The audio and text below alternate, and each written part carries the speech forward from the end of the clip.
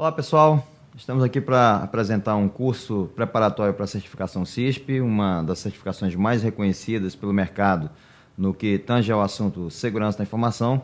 Nosso objetivo é sermos os mais pragmáticos possíveis com a abordagem que nós vamos apresentar para vocês, de modo que vocês tenham um treinamento que seja adequado em termos de conteúdo, de quantidade de informação, mas também com dicas que sejam razoáveis para que vocês consigam não se assustarem no dia da prova, né? Dicas que permitam que vocês direcionem da melhor forma possível o estudo, mas também que permitam que vocês, ao executarem questões, ao fazerem testes de revisão, vocês tenham condições de se prepararem de forma adequada para fazer então essa prova, né? A intenção é, no final do curso, você se sentir com conhecimento suficiente e com já experiência de resolução de questões para fazer essa prova e conseguir a sua certificação. Esse é o grande objetivo do curso que nós vamos ministrar a partir de agora.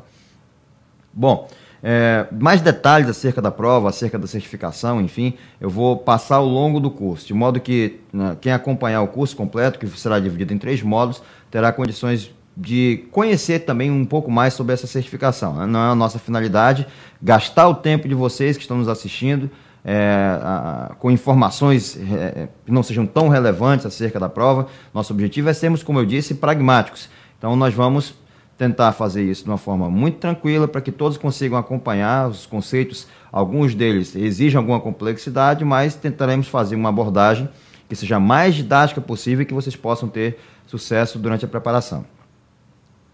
Bom, a estrutura do curso que nós vamos desempenhar, então, ela é dividida em 3 módulos.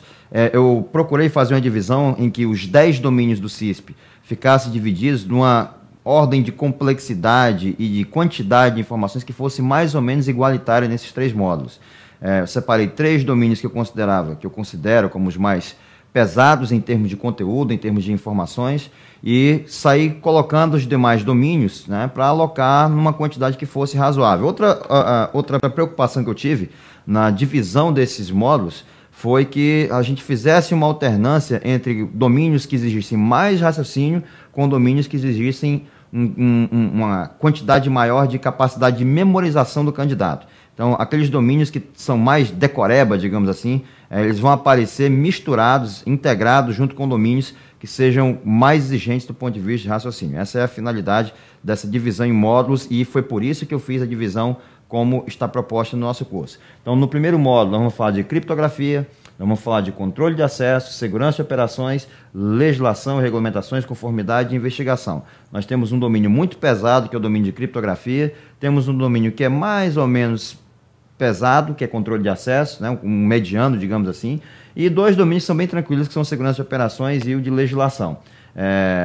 2 que são mais de raciocínio e 2 que são mais de memorização, digamos assim. No módulo 2, eu coloquei o domínio de segurança em rede de telecomunicações, que é um domínio muito extenso, com uma quantidade muito grande de informações e que também é um domínio um pouco mais pesado do ponto de vista de entendimento, de raciocínio. E aí eu coloquei o de segurança, informação e gestão de risco, que é um domínio mediano, um domínio que seria um pouco mais de memorização do que de raciocínio em si, e o domínio de segurança física, que é eminentemente um domínio de memorização, né? São muitas informações a serem gravadas, menos raciocínio e mais decoreba, digamos assim. Então ficou uma coisa mais igualitária do ponto de vista de distribuição de conteúdo e de informações. E o módulo 3, melhor dizendo, né, tem os domínios arquitetura e projeto de segurança, que também é um domínio pesado, domínio de quantidade de negócio, que é um domínio mediano, mas que é muito cobrado, e o domínio de segurança de aplicativos, que seria um domínio mais tranquilo, um domínio mais razoável para fechar o nosso curso de preparação para a certificação CISP. Como vocês perceberam, são 10 domínios ao todo. Desses 10 domínios, é muita informação que nós vamos apresentar ao longo de todo esse curso. A profundidade não chega a ser tão grande. Alguns domínios, sim, tem até um nível razoável de profundidade, como de criptografia. Alguns conceitos, alguns detalhes que são cobrados, eles não são detalhes tão triviais para quem é apenas um conhecedor do assunto. Mas, no modo geral, assim, a visão que nós temos a respeito dessa preparação para essa prova é que o candidato ele tem que ser capaz de conhecer muito, né, muita informação, mas não em grande profundidade na sua maioria dos domínios que serão estudados. Então, é basicamente algo muito extenso, muito abrangente, mas sem exigir uma profundidade muito grande, né? Essa é a filosofia também que vocês devem colocar durante o processo de estudo que vocês vão fazer para a preparação dessa prova.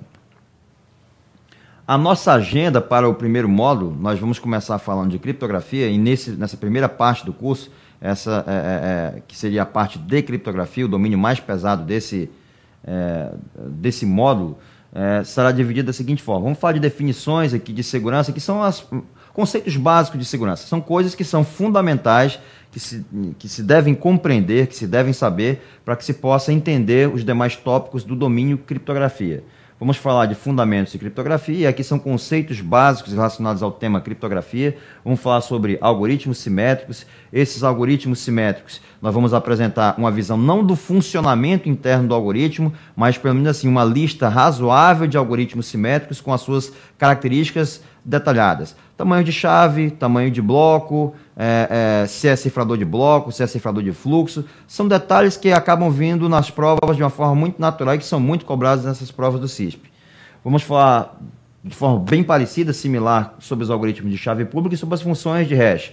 Depois nós vamos apresentar um domínio voltado para a autenticação e integridade, que é a assinatura digital, e complementá-lo com o estudo da certificação digital e as formas de se estabelecer infraestruturas de chaves públicas. Depois vamos fazer uma abordagem sobre criptoanálise e falar sobre alguns ataques criptoanalíticos que são importantes e que são cobrados nessa prova.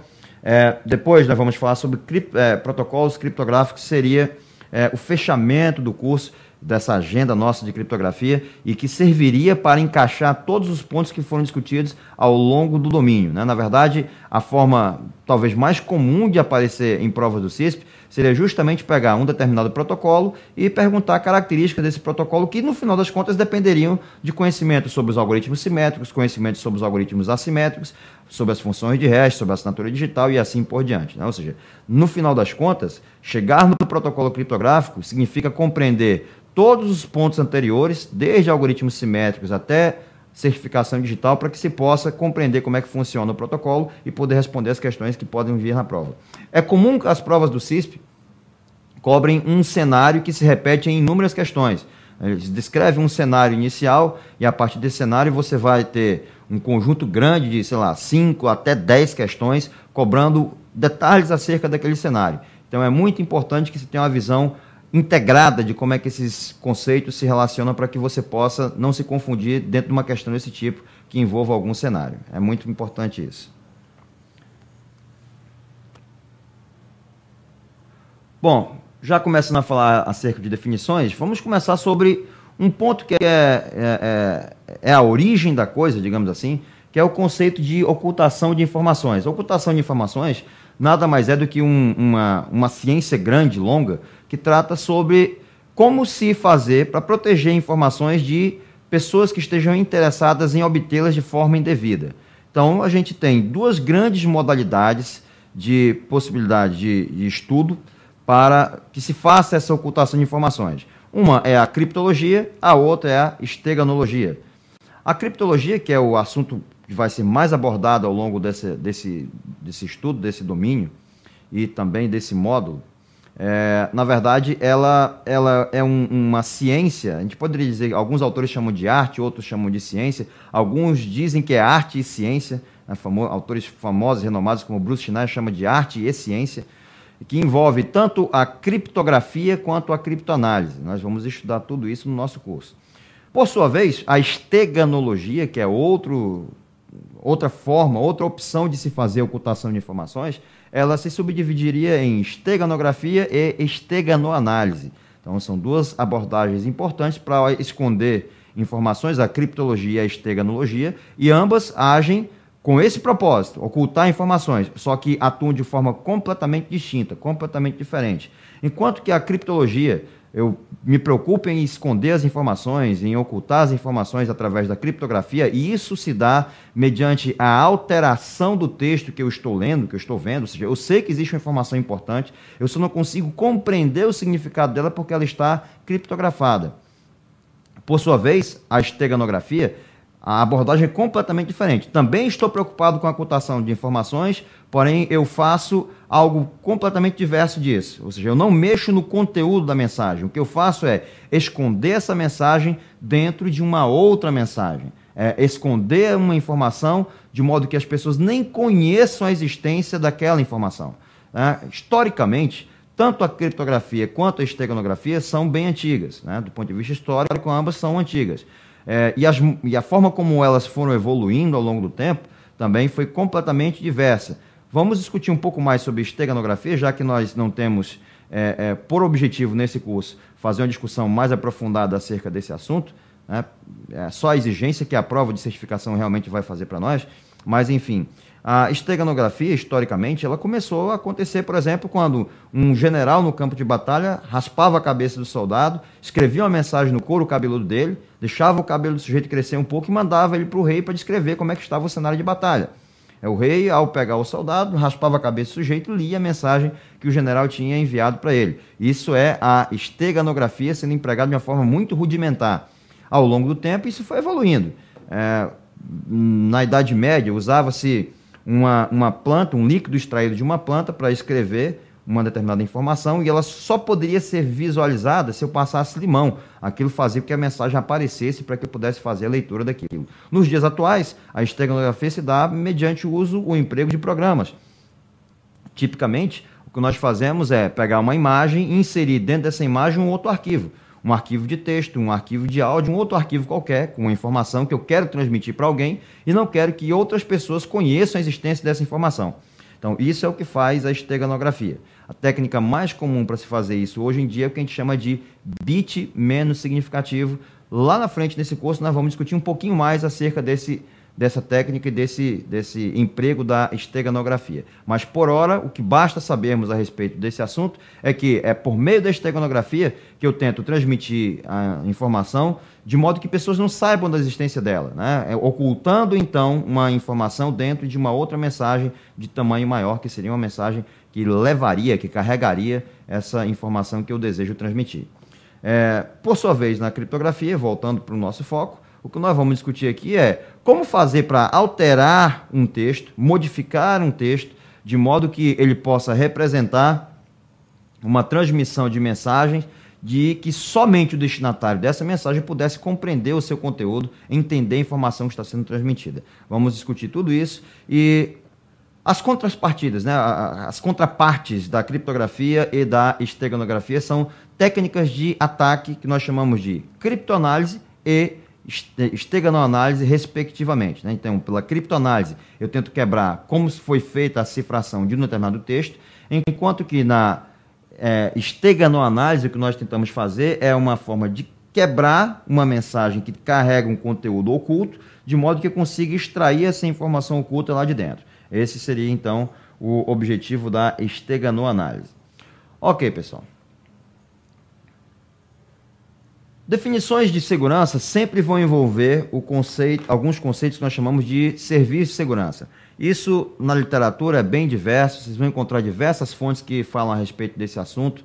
Vocês vão encontrar, por exemplo, a recomendação X.800 da União Internacional de Telecomunicações, que traz um glossário de segurança e que traz essas definições. Vão encontrar também isso na RFC 4949, é uma outra forma de vocês lerem acerca de definições de segurança, que não necessariamente serviriam somente para uma prova como a do CISP, mas teriam aplicação mais ampla, mais abrangente em outras coisas que vocês fossem fazer, como, por exemplo, estudar para uma prova de concurso público, ou mesmo se preparar para fazer outras provas de certificação que envolvam segurança. Enfim, são lugares onde vocês poderiam obter esses conceitos e aprendê-los de uma forma muito simples. A FC 4949, portanto, é uma fonte muito interessante. Uma terceira fonte possível de se obter essas informações seria a norma ISO IEC 27000 de 2009, uma norma que não tem versão traduzida pela ABNT, mas que a versão internacional também é um grande glossário de segurança da informação e que poderia ser útil para que vocês obtivessem essas informações e esses conceitos. Mas de forma muito tranquila, vamos começar a discutir esses requisitos de segurança, ou princípios de segurança, ou ainda serviços de segurança, dependendo do autor. Esses são os termos que são empregados. Então, o conceito de confidencialidade, propriedade de quem é informação, não será disponibilizada ou divulgada a indivíduos, entidades ou processos sem autorização. Na verdade, a gente pode traduzir disponibilidade, confidencialidade, melhor dizendo, como um sinônimo para sigilo. Ou seja, eu estou querendo dizer que uma informação ela só será lida, só será compreendida por uma pessoa que é autorizada a ler essa informação, a conhecer o conteúdo dela. Isso é o conceito de confidencialidade. Na verdade, a confidencialidade é um pouquinho mais abrangente porque ela também envolve a ideia não somente de que alguém não deveria ser capaz de ler de forma não autorizada, de forma não permitida, somente um texto, mas também não deveria ser possível alguém conseguir compreender, absorver informações a partir da análise de um conjunto de pacotes que estão sendo transmitidos numa rede, por exemplo, ou num canal de comunicação.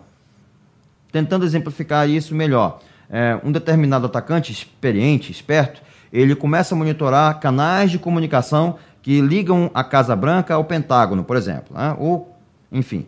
Ele observa numa investigação que, apesar de não conseguir decifrar os pacotes que estão sendo trafegados entre o Pentágono e a Casa Branca, ele observa que existe um fluxo muito grande de informações sendo transmitidas por ali. E, em determinado momento, numa iminente, sob a suposição de um ataque a Washington, né? Um ataque nuclear a Washington, ele percebe que esse canal de comunicação que liga o Pentágono à Casa Branca, o fluxo de informações que passa por ele começa a diminuir significativamente. Ao mesmo tempo, um outro canal de comunicação que liga o Pentágono a uma base militar lá no Colorado, no meio dos Estados Unidos, o fluxo de informações começa a crescer assustadoramente, né? E aí ele começa a perceber o seguinte: eu não consigo ler os pacotes, mas só com base nesse movimento, ora, supostamente um atentado nuclear vai acontecer contra o Washington. O fluxo de informações diminuiu entre a Casa Branca e o Pentágono. E, ao mesmo tempo, quase que de forma sincronizada, esse fluxo de informações cresceu assustadoramente, violentamente, entre o Pentágono e essa base militar no Colorado. Isso quer dizer que o presidente estava na Casa Branca e foi para essa base militar. Ele saiu de Washington e está agora lá no Colorado. Então, isso significaria que, mesmo o atacante não sendo capaz de ler as informações que estão passando pelo canal de comunicação, ele poderia deduzir que o presidente estava em um lugar e foi para o outro.